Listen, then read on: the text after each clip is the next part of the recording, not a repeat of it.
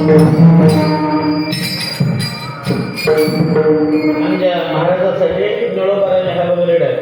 जगद्गुरु तुका अवतार नाम याचा संप्रदाय सकळांचा येतो या हंस रूपी ब्रह्मा उपदेशे श्रीहरी चतुका श्लोकाचार्य भागवत म्हणून त्या ठिकाणी भगवान परमात्म्याच्या कृपाशीर्वादानं साधक द्वादशी कार्यक्रम त्या ठिकाणी अंबरीश नावाच्या राजाने पार पाडलेला आहे.